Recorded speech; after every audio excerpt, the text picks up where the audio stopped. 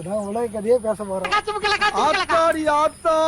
என்னன்னு கேட்டீங்கன்னா என்கிட்ட கண்டென்ட்டே கிடையாது. இதான் கண்டென்ட். ரொம்ப நாளா வந்து ஆசைங்க. என்னன்னா வந்து யூடியூப் சேனல் ஓப்பன் பண்ணி 1 வருஷம் ஆகுது. ஆனால் ஒரு எடிட்டர்னு ஒருத்தர் இருக்காரு. அவருக்கு ஒன்றுத்துக்கும் பிரயோஜனமே கிடையாது. ஒரு வீடியோ கூட போட மாட்டாங்க. நானும் வீடியோலாம் 2-3 எடுத்தோம், படம் கூட எடுத்தோம். ஏதோ கீழே குனிஞ்சான், எக்ஸசைஸ் பண்ணான், என்னென்ன பண்ணான், கதையை அவனே சொன்னான். அது வந்து ஒரு 2 கதை இருந்துச்சு. அந்த 2 கதையும் வந்து நல்லா தான் இருந்தது. இப்போது ஆல்ரெடி நான் வந்து மொபைல் பற்றி ஒரு கண்டென்ட் எடுத்திருந்தேன். ஸோ மொபைல் ஃபோன் யூஸ் பண்ணுறதுனால என்ன மாதிரியான ப்ராப்ளம் வந்து கேர்ள்ஸ்லாம் ஃபேஸ் பண்ணுறாங்க அப்படின்னு சொல்லிட்டு ஒரு கண்டென்ட் எடுத்திருந்தேன். அது நல்லா தான் போச்சு. இப்போ அடுத்த கண்டென்ட் மறுபடியும் அதே மாதிரி மொபைலால் இவ்வளோ பிரச்சனைன்னு சொல்லிட்டு எடுக்கும்போது என்னென்ன சொல்கிறான் பாருங்க, கம்பி கட்டுற கதையெல்லாம் எடுத்து யோசனை இருந்து. ஸோ மறுபடியும் அதே மாதிரி போட்டோன்னா அவங்க பார்ப்பாங்களா அப்படின்னு சொல்லிட்டு ஒரு யோசனை இருந்ததுனால தேவையில்லை அப்படின்னு முடிவு பண்ணி அதை விட்டாச்சு. அதுக்கப்புறம் முடிவு பண்ணுறது அதுக்கப்புறம் தெரியும். தம்பி காமெடி வேண்டாம், நான் சொல்லிட்டேன், நான் காமெடி பண்ணாத. அதுக்கப்புறம் இன்னொரு முடிவு பண்ணோம். அப்புறம் ஒரு சில கண்டென்ட்லாம் வந்து நாங்கள் ப்ரெஸ்ஸு மாதிரியோ இல்லை மீட் பண்ணுற மாதிரி நிறைய எடுக்கலாம்னு சொல்லிட்டு பண்ணியிருந்தோம். உலக அரசியல் பற்றி இல்லை சில விஷயம் பற்றி, முக்கியமாக இந்த ஜென்ரேஷன் பசங்க பற்றி இதெல்லாம் எப்படி பண்ணலான்னு சொல்லிட்டு யோசிச்சு வச்சுருந்தோம். அந்த கண்டென்ட்லாம் பற்றி மொத்தமாக சேர்த்து இப்போது சொல்லலான்னு தான் ஒரு ஐடியாவில் வந்திருக்கிறோம். ஐடியா கூட இல்லை, ஐடியாவும் இல்லை. சரி சும்மா கேமரா எடுத்துன்னு போவோம், எதனா ஒன்று சொல்லுவோம் நம்ம மக்களுக்கு அப்படின்றதுக்காக தான் வந்தமே. மக்களுக்குன்றதை தாண்டி நம்ம ஜென்ரேஷன் பசங்களுக்கு சொல்லணும். ஐயோ கண்டிப்பா. பெரிய சோழர் பரம்பரை, இவர் ராஜராஜ சோழன், அவர் ராஜேந்திர சோழன். படிப்புன்றதை பற்றி சொல்லலாம் போனால் படிப்பு வந்து எல்லாருக்குமே இப்போ ஈஸியாக கிடச்சிருது. அது எப்படி படிக்கிறாங்கன்றது தான் முக்கியமே. எப்படி பாஸ் அசால்ட்டாக பண்ணிடுறாங்க எல்லாரும். ஆனால் அசால்ட்டாக பாஸ் பண்ணிவிட்டு இப்போ அடுத்த ஒர்க்குக்குன்னு போகும்போது பார்த்தா ஒன்றுமே பிளாங்காக அப்படியே இருக்கானுங்க பசங்க. எப்படின்னா ஒன்றுமே தெரியாத மாரி. ஏன்னா சப்ஜெக்ட் ஓரியன்டா ஒர்க்லாம் கிடையாது இல்லை. சப்ஜெக்ட்ன்றது வேறு, ஒர்க்குன்றது வேறு அப்படின்னு யோசிக்கிற மாரி இருக்குது. கரெக்டான விஷயம் சொல்கிறது. படிப்புன்றது வந்து எல்லாருக்கும் ஒரே மாதிரி ஈக்குவலாக இப்போ கிடைக்குது. ஸோ இப்போ நார்மலாக இன்னும் எல்லாருக்கிட்டையும் ஒரு டிகிரி கன்ஃபார்மாக இருக்குது. ஆனால் அந்த டிகிரி மட்டுமே வச்சு எல்லாராலையும் சாதிக்க முடியுமானா முடியாது. ஸோ அது கூட எக்ஸ்ட்ரா பேஸ்டு ஏதாவது ஸ்கில் மாதிரியோ இல்லை வேறு ஏதோ ஒரு டெக்னிக்ஸு சம்திங்ஸ் வந்து கற்றுக்க வச்சுருந்தா மட்டும்தான் இந்த ஜென்ரேஷனுக்கு சர்வே பண்ண முடியும். ஸோ நெக்ஸ்ட்டு ஒரு ஒர்க் போனாலும் நான் ஒரு டிகிரி வச்சுருக்கேன், இது போதும் அப்படின்ற மாதிரி எல்லாரோட மைண்ட் செட் ஆகிடுச்சு. நீ ஒரு டிகிரி வச்சுக்கிற, என்ன பண்ண போகிற? டிகிரி வச்சுருக்க, அதை நீ இப்போ ஒரு கம்பெனியில் போய் கொடுக்குற, உன் டிகிரியை பார்ப்பானா இல்லைனா உன்கிட்ட இருக்கிற ஸ்கில்ஸ் பார்ப்பானா? ரொம்ப முக்கியமே டிகிரிலாம் கிடையவே கிடையாது. இப்போ நம்ம படிக்கிறோம் அப்படின்னா அது ஒரு அறிவு, அவ்வளோதான். அதை வச்சு நீங்கள் எந்த ஒரு இப்போ நீ படிக்கிற எல்லாருமே நம்ம உலகத்தில் இருக்க எல்லாருமே அவங்க படித்த வேலைக்கு தான் போனான்னு கேட்டால் இல்லை. யாரோ ஒரு சிலர் ஒரு 100% சொல்லும்போது அதில் ஒரு 10% தான் போயிருப்பாங்க. மற்றவங்களாம் என்ன பண்ணுறான் அப்படின்னு பார்த்தா மறுபடியும் என்கிட்ட இந்த ஒரு டிகிரி இருக்குது, இந்த ஒரு டிகிரிக்கு நான் வேலை கிடைச்சா போவோம் அப்படின்ற மாதிரி தான் இருக்கானுங்க. ஸோ அவங்களுக்கு அந்த கண்டென்ட் என்னன்னு தெரியல. நம்ம டிகிரி வச்சுருந்தா வேலைக்கு போக முடியும் அப்படின்றதெல்லாம் கிடையாது. டிகிரி கூட நீ என்ன வச்சுருக்க, உங்கள்கிட்ட என்ன எக்ஸ்ட்ரா இருக்குது, எல்லோரும் எதிர்பார்க்குறது உங்கள்கிட்ட இருக்க எக்ஸ்ட்ரா ஸ்கில் தான். அது வந்து காலேஜ் படிக்கும்போதே காலேஜில் கற்று தருவாங்கன்னு நம்ம நம்பக்கூடாது. நம்ம காலேஜ் படிக்கும்போதே அந்த ஸ்கில்ஸ்லாம் கரெக்டான விஷயம் தான். நம்மளே நினச்சா மட்டும்தான். அது காலேஜில் கூட சொல்ல மாட்டாங்க. மேபி ஒரு சில பேர் சொல்லுவாங்க, ஒரு ஸ்டாஃப்லாம் கொஞ்சம் சொல்லுவாங்க. அது ஒரு சில பேர் வந்தாங்க, பாடம் நடத்துனாங்க, பாஸ் ஆனீங்களா, அவ்வளோதான். அதை நம்மளே தான் தெரிஞ்சுக்கணும். பாடன்றது உன்னோட லைஃபுக்கானது கிடையவே கிடையாது. அது ஜஸ்ட்டு இப்படி ஒரு சப்ஜெக்ட் இருக்குது நீ தெரிஞ்சுக்கோ அப்படின்றத சொல்கிறதுக்காக தான். ஸோ அதை உன் லைஃப்பில் நீ போய்ட்டு எடுத்துகிட்டு போய்ட்டு அப்ளை பண்ணணும்னு நினச்சினா எந்த ஒரு இடத்துல அப்ளை பண்ண முடியாது. பாடம் உன் அறிவுக்கு, மற்றது எல்லாமே உன்னோட சூழ்நிலை, வாழ்க்கை சூழ்நிலை எப்படி நம்ம கற்றுக்கணும், நம்ம எப்படி கற்றுக்கணும், நம்ம இந்த என்வரான்மெண்ட் எப்படி நம்ம புரிஞ்சுக்கணும் அப்படின்றது நம்ம தான் தெரிஞ்சு வச்சுக்கணும். சிம்பிளாக கவர்மெண்ட் ஜாப்லாம் யோசிக்கிறது வந்து பெரிய விஷயமா இருக்குது. கவர்மெண்ட் ஜாப்லாம் இப்போ வந்து எப்படின்னா பல லட்சம் பேர் எழுதுகிறாங்க, ஆனால் வேகன்சி 3000ன்றீங்க. எப்படி அது சாத்தியமாகும்? எனக்கு ஒன்றும் புரியலையே. அப்போ மிச்ச பேர்லாம் என்ன கடைசி வரைக்கும் ட்ரை பண்ணிகிட்டே இருக்கணுமா? கரெக்டான கேள்வி. பெரும்பாலுமே வந்து நிறைய பேர் நான் இப்போ போனால் கவர்மெண்ட் ஜாப்பு தான் போவேன் அப்படின்ற மாதிரியான ஒரு மென்டாலிட்டிலே இருக்கிறாங்க. ஸோ அவங்க இவன் சொன்ன மாதிரி பல லட்சம் பேர் எழுதுறான். இப்போது ஒரு சிம்பிளாக ஒரு டிஎன்பிசி வருது அப்படின்னா அது ஒரு 8 லட்சம் பேர் அப்ளை பண்ணுறான். ஆனால் வேகன்சி வர்றது 3600 சம்திங். ஸோ இவ்வளோ தான் வருது. அப்போது அவன் சொல்கிற மாதிரி மற்ற வேலை என்ன பண்ணுறது? இப்போ ஒரு சில பேர் வந்து அதுக்காக படிச்சுக்கிட்டே இருக்காங்க, ஒரு சில பேர் வேலைக்கு போகிறவங்க இருக்காங்க, ஒரு சில பேர் போயிட்டே படிக்கிறவங்க. எல்லாருமே எழுத ஆரம்பிக்கிறாங்க. சரி ஒரு ஜஸ்ட் கிடைச்சிடாதா ஒரு ஜாப், கவர்மெண்ட் ஜாப்னு ஏன் எதிர்பார்க்குறாங்க மக்கள்? முதல்ல சொல்லு.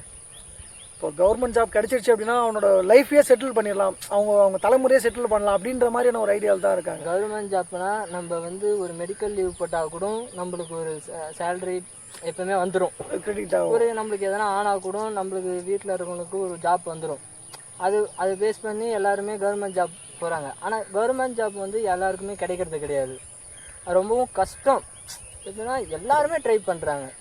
சரி இப்போ படித்த படிப்புக்கு தனி 1ஆவதுலேருந்து 12வது வரைக்கும் டிஎன்பிஎஸ்சியில் கேட்குறாங்க.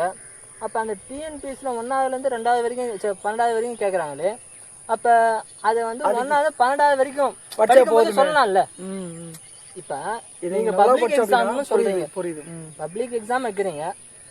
இப்போ காலேஜ் டிகிரி எல்லாம் முடிச்சிட்ட உடனே தான் டிஎன்பிஎஸ்சின்னு ஒன்று இருக்குன்னு தெரிய வந்தது எனக்குலாம். உனக்கு எப்படி? அதேதான் எனக்கும் அப்பதான் வந்து எல்லாருமே காலேஜ் போகும்போது மட்டும்தான் ஓ டிஎன்பிஎஸ்சின்னு ஒன்று இருக்கவே தெரிஞ்சது. எனக்குலாம் யாருமே சொல்லலை. இப்போ இருக்கிற பசங்களுக்குலாம் சரி அந்த டிவியில் நியூஸில் அப்படி இருக்கும்போது பெரும்பாலும் அவேர்னஸே இல்லை. 12th படிக்கும்போது வந்து இந்த மாதிரி ஒன்று இருக்குது, நம்ம இந்த 12th நம்ம எக்ஸாம் எழுதலாம் அப்படின்ற ஒரு அவேர்னஸே கிடையாது.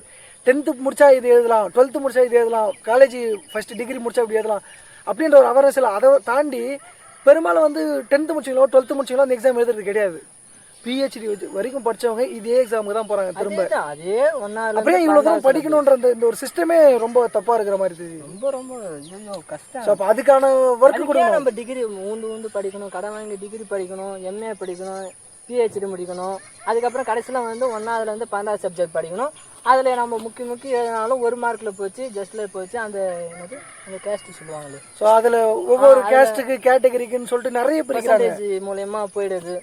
எவ்வளோ தூரம் இப்போ ஒருத்தவங்க இப்போ பிஏ தமிழ் படிக்கிறாங்கன்னா அது பேஸ் பண்ணி இப்போ அவங்களுக்கு ஒரு ஜாப் இருக்குது, ஒரு இன்டர்வியூ அட்டன் பண்ணலாம், ஒரு எக்ஸாம் சின்னதாக அவங்களுக்கு மட்டும். இப்போ அதேமாரி ஒரு பிஎட் படிக்கிறாங்க, ஒரு எப்படி சொல்கிறேன்னா ஒரு இன்ஜினியரிங் படிக்கிறாங்கன்னா அவங்களுக்கும் இந்தமாரி ஒரு தனியாக ஒரு இன்டர்வியூ மாரி வச்சு அப்படியே ஜாப் எடுக்கணும். அதேமாரி வந்து தமிழ்நாட்டில் வந்து கொண்டு வரணும். இந்த டிஎன்பிஎஸ்சி அந்த 1ஆவதுலேருந்து 12வது சிலபஸ், அந்த ரயில்வேக்கும் 1ஆவதுலேருந்து 12வது சிலபஸ் எல்லாமே அந்த நீங்க மறுபடியும் சைல்ட்ஹுட் எல்லாத்துக்குமே அதே தான் பண்ணிட்டாங்க. அங்கேயே அப்படியே இப்போ காலாண்டு, அரையாண்டு, 3ஆண்டு அந்த எக்ஸாம் வைக்கும் போது அந்த எக்ஸாம் வேலைக்கான எக்ஸாம் நீங்க வச்சிருங்க, நாங்கள் டிகிரி கரஸில் போட்டுக்கிறோம், அவ்வளோதான். நாங்கள் அப்படியே வேலைக்கும் போன மாதிரி ஆகுதுல்ல. இது வந்து எப்படின்னா வேலைக்கு மக்களை வந்து வேலைக்கு போகணும் அப்படின்றது வந்து அடுத்த இதுக்கு தான் நீங்கள் கொண்டு வரீங்களே. இது வந்து ஒரு எப்படின்னா கார்பரேட் எப்படி சொல்கிறது ஒரு பிஸ்னஸாக பார்க்க ஆரம்பிச்சிடுறீங்க. இதெல்லாம் தமிழ்நாட்டில் வந்து இது அரசியல்னு நம்ம சொல்லக்கூடாது, அரசியல் ஆனால் பண்ணுறீங்க, படிப்பையும் ஒரு அரசியல் தான் மாதிரி பண்ணுறீங்க. இப்போ இந்த கண்டென்ட்டே வந்து நாங்கள் அரசியல் பற்றி பேசுறதுக்காக வரல, எங்களுக்கு என்ன ஃபீல் இருக்கோ அதான் சொல்ல வரோம். இப்போ எங்களுக்கு மட்டும் இல்லை, எங்களை மாதிரி இளைஞர்களுக்கு நிறைய பேர் இதே தான் கான்செப்டாக அவங்க ஓடின்னு இருக்குது. இப்போ நாங்கள் இவ்வளோ தூரம் படிக்கிறோம், இவ்வளோ தூரம் படிச்சு திரும்ப போயிட்டு அந்த 1ஆவதுலேருந்து 12வது வரைக்கும் தான் படிக்கணும் அப்படின்னா அது எப்படி சாட்டிஸ்ஃபேக்ஷனாக இருக்கும்? நம்மளை விடு இப்போ நம்மளுக்கு பாடம் சொல்லித்தர ஐயாக்கெல்லாம் இருக்காங்க, நம்ம பிஏ தமிழ் படிச்சிருக்கோம் நாங்கள். இப்போ எங்களுக்கு ஐயாலாம் இருக்காங்க, ஒரு தனியார் கல்லூரியில் வந்து ஒர்க் பண்ணுறாங்க. ஒர்க் பண்ணும்போது அவங்க 20,000 சம்பளம் வாங்குறாங்க. அவங்க என்ன பண்ணுறாங்கன்னா நாங்கள் இப்போ படித்து முடிச்சுட்டு என்ன எக்ஸாம் எழுதுகிறோமோ அதே தான் இன்னும் எழுதிருக்காங்க. ஏன் அப்படின்னு கேட்டோன்னா வயது முதிர்வா அவங்க வந்து படிக்கிற திறமெல்லாம் கொஞ்சம் கொஞ்சம் குறையும், உடம்பு வந்து இயல்பட உடம்பு வந்து கொஞ்சம் கொஞ்சம் ஒத்துழைக்காது. அதேமாதிரி ஃபேமிலி சூழல் வீட்டில் வந்து எப்படி அரிசி வாங்கணும் இதை வாங்கணும், அது ஒன்று பெரிய ப்ரெஷராக இருக்கும். அதுலேயே இருந்துட்டு அவங்க அந்த எக்ஸாமும் எழுதுறாங்க, போய் திரும்ப அதே எக்ஸாம் எழுதணும் போது ரொம்ப கஷ்டமாக இருக்குது, கஷ்டம். அது அவங்களுக்கு ஒர்க்கே கிடைக்க மாட்டேங்குது. அந்த 20,000த்துலேயே அவங்க வந்து காலத்தை ஓட்டிகிட்டு இருக்காங்க. ஒரு ஒரு குடும்ப சூழ்நிலையை வந்து ரன் பண்ணணும் அப்படின்னா அதுக்கு 20,000ன்றது போதுமானதாக தெரியல. ஸோ சொல்லலாம், நீங்கள் ப்ரைவேட்டில் ஒர்க் பண்ணுற 20,000 கொடுக்குறது பெரிய விஷயம் அப்படின்னு சொல்லிட்டு நீங்கள் நினைக்கலாம், உண்மைதான். ஆனால் இப்போது அது தாண்டி கீழே வாங்குறாங்க. ஸோ காலேஜில் ஒர்க் பண்ணுறதுக்கே 10,000 12,000 இந்த மாதிரி சம்பளமும் கொடுக்குறாங்க. வந்து இப்போ ஒர்க் பண்ணுற எப்படி இப்போ ஸ்கூலாக போய் ஆண்ட்ராய்டு கிளாஸ் நீ படித்ததுக்கு ஒர்க் பண்ணல, ஆமாம், நீ தனியாக ஒரு ஸ்கில்ஸ் கற்றுக்க. என்னையே பெரும்பாலும் கேட்குறாங்க, நீங்கள் என்ன படிச்சிருங்க அப்படின்னு கேட்கும்போது நான் தமிழ் லிட்ரேச்சர் அப்படின்னு சொல்லிட்டு நான் சொல்கிறேன்னு வச்சுக்கோங்க. தமிழ் முடிச்சுட்டு எப்படி இங்கிலீஷில் வந்து எடுக்கிறேன், ஹேண்ட் ரைட்டிங் எடுக்கிறேன், ஸோ இங்கிலீஷ் வந்து எப்படி எடுக்கிறீங்க அப்படின்னு சொல்லிட்டு கேட்குறாங்க. படிப்புக்கெல்லாம் வேலையே கிடையாது, உங்கள்கிட்ட என்ன திறமை இருக்குது, அடிஷ்னல் ஸ்கில் என்ன இருக்குது, ஸோ அந்த ஸ்கில்லை வச்சு தான் எந்த ஒர்க்காக இருந்தாலும் போக முடியும். ஸோ இப்படி தான் புதுசாக கற்றுக்கிட்டு போகிற மாதிரி இருக்குது. வந்து உன்னுடைய வந்து தனி அன்புமணி உனக்கு வந்து நீ தனியாக ஆரம்பித்து நீ ஒரு அகாடமி ஆரம்பித்து பண்ணிட்டு இருக்க, ஓகேவா? ஆனால் இப்போ வந்து நீ போகிற ஸ்கூலில் முன்ன மாரி பசங்க ஒரு ஸ்டூடெண்ட்ஸ் லேடிஸ் ஸ்டாஃப்ஸ் ஒர்க் பண்ணுவாங்கல்ல, அவங்களாம் என்ன சம்பளம் வாங்குறாங்க உங்ககிட்ட சொல்லியிருக்காங்களா? பெரும்பாலும் சொல்லியிருக்கிறாங்க. அவங்களோட சேலரி என்ன அப்படின்னா 5000 to 10,000 கூட தான். ஒரு மாதத்துக்கு ஒரு மாதத்துக்கே அவ்வளோதான். ஸோ அதை வச்சு தான் அவங்க ரன் பண்ணுறாங்க. ஏன் அப்படி ஆகிப்போச்சு அப்படின்னா, பெண்களுக்கான சூழல் அந்த மாதிரி மாறிடுச்சு. இப்போ அவங்க வீட்டை விட்டு வெளியும் போக முடியாது, வெளியில் போனால் சம்பாதிக்கணும். ஸோ ஒரு சிலருக்கு சொல்கிறேன், நிறைய பேருக்கு ஃப்ரீடம் கொடுக்குறாங்க. பெரும்பாலான மக்கள் இப்போது கல்யாணம் ஆயிடுச்சு அப்படின்னா அவங்க வெளியில் தான் போய் சம்பாதிக்கணும்னு இல்லை, வீட்டுக்குள்ளே இருந்து இங்கே பக்கத்துலேயே சுற்றி இருக்கிற இடத்துல நம்ம போய் ஆகணும், கண்டிப்பாக இந்த வேலைக்கு போய் ஆகணுன்ற மாதிரி ஒரு சூழ்நிலை தள்ளப்படும் போது அவங்க ஒரு ஒரு பெரிய விஷயமாவே எடுத்துக்காம இந்த 5000 எனக்கு போதும் அப்படின்ற மாதிரியான ஒரு கட்டமைப்புக்குள்ளே வந்து எடுத்துகிட்டு போயிட்டு வராங்க அந்த ஸ்கூலுக்கு. அந்த ஸ்கூலில் படித்த அந்த பசங்களுக்கு பாடம் எடுக்கிற அந்த ஸ்டாஃப்ஸ் இருக்காங்கல்ல, அது ஜென்ஸாக இருந்தாலும் சரி லேடிஸாக இருந்தாலும் சரி, அவங்க வந்து எத்தனை 2 டிகிரி மேக்ஸிமம் முடிச்சிருக்கணும் ஸ்கூலுக்கு எடுக்கணும்னாவே. ஆமாம், 2 டிகிரி முடிச்சிருக்கணும். ஆனால் சம்பளம் 5000. அந்த 2 டிகிரிக்கான காஸ்ட்டே எவ்வளோ ஆகிருக்கும் பார்த்து. இப்போ ஒரு வேலை நீங்கள் சொல்லலாம், நீங்கள் கவர்மெண்ட்லேயே படிச்சுட்டு போயிருப்பாங்க, ஸோ அதனால் உங்களுக்கு ஒரு பெரிய விஷயமா தெரியாதுன்னு சொல்லலாம். அது பெரிய விஷயமா தெரியலனாலும் ஒரு சிலர்லாம் சிங்கிள் பேரண்ட்டாக வந்து ரன் பண்ணுறாங்க. இது எப்படி போதுமானதாக இருக்குன்னு நினைக்கிறீங்க? ஸோ இதுதான் கட்டமைப்பு. அவங்களை எல்லாரையும் வந்து நெறிப்படுத்திட்டாங்க, நீங்கள் இப்படி தான் இருக்கணும். லேடிஸா ப்ரைவேட்டில் இவ்வளோ தான் கொடுப்போம், உன்னால் முடிஞ்சால் நீ கவர்மெண்ட்டுக்கு போ, இல்லை வேறு ஸ்கூலுக்கு போ. எனக்கு நிறைய பேர் இருக்கான், நிறைய பேர் சொல்கிறது என்னென்னா இப்படி காமிக்கிறான். இப்படி அப்படின்னா எனக்கு என் கையில் சோறு இருக்குது, இப்போ நான் இப்போ உதறணும் அப்படின்னா இதை பொறுக்கி தோன்றது காக்கா நிறைய வரும், இப்படின்ற மாதிரி கண்டென்ட். அது இப்போ நீ இல்லைனாலும் அந்த இடத்துக்கு வருவாங்க, அதுதான் சொல்கிறது, கொடுக்கறதுக்கு யோசிக்கிறாங்க, அவ்வளோதான். இப்போ உன் சம்பளத்திலே இன்னும் 10 பேர் பின்னாடி நிற்கிறான் உனக்கு பின்னாடி. அதே தான் கண்டென்ட். அதனால அவன் 5 வருஷம் கழிச்சு கூட இன்னும் கொஞ்சம், அவன் 5 வருஷம் கழிச்சு கூட இன்னும் கொஞ்சம் ஏற்றி கேட்கலாம் அப்படின்னு சொல்லிட்டு அவன் நினச்சிட்டு இருப்பான். 5 வருஷம் கழிச்சு இவன் வேணான்னு சொல்கிறான், இப்போ 5 வருஷம் கழிச்சு எனக்கு தேவையில்லை, வேற ஒரு புதுசாக 1.5 லட்சம் ரூபாய் ஐடி சம்பளம். அதே தான் அவங்களுக்கும் அந்த ஊழியர்களுக்கும் அதே தான் நடக்குது. இங்கே 5000 கீழே தர மட்டத்தில் வாங்குற இவங்களுக்கு அதே தான் நடக்குது. ஆனால் இந்த தமிழ்நாட்டில் சரி, இன்னும் அதர் ஸ்டேட்லாம் இருக்குது, அதெல்லாம் எப்படின்னு தெரியல. நம்ம தமிழ்நாட்டில் இன்னமும் கஷ்டப்பட்டுட்டு தான் இருக்காங்க. வேலைக்கு பசங்களும் சரி, இன்னும் பெரியவங்களும் சரி, கல்யாணமானவங்களும் சரி, எல்லாருமே வயசானவங்க ஒரு 50 வயசு இருக்கிறவங்க கூட எக்ஸாம் எழுதிட்டு இருக்காங்கன்னு கேள்விப்படுறேன் நான். என்ன இது சொல்லு? பெரும்பாலும் அவங்க ஏஜ் லிமிட்டில் வச்சு ஒரு சில எக்ஸாம் எழுதினாலும் 50 வயசுக்கு மேலே இருக்கவங்களும் எழுதுறாங்க. இப்போ எதுக்காக எழுதுறாங்கன்னா, எப்படியாவது நம்ம குடும்பத்தை நம்ம செட்டில் பண்ணிடணும், எப்படியாவது பண்ணணும் அப்படின்னு சொல்லிட்டு அவங்களால முடியாட்டாலும் வந்து அந்த இடத்துல உட்காந்து 3 மணி நேரம் அதுக்காக ஸ்பெண்ட் பண்ணுறாங்க. ஆனால் ரொம்ப கஷ்டம். எஜுகேஷன் வந்து அதாங்க, படிப்பு நல்லா கிடைச்சிடுதுங்க, படிப்பு எல்லாருக்கும் ஈஸியாக கிடைச்சிருது. ஆனால் வேலைன்னு வரும்போது நீ ஃபெயிலு ஜஸ்ட் மார்க் எடுத்தால் கூட உனக்கு இந்த தனியார் காலேஜில் நீ படிக்கலாம். ஆமாம். ஆனால் வந்து வேலைன்றது உனக்கு கேள்விக்குறி தான் இன்னமும் எல்லாருக்கும் சரி. அது நல்லா படிக்கணும் சரி, நல்லா படிக்காதனும் சரி.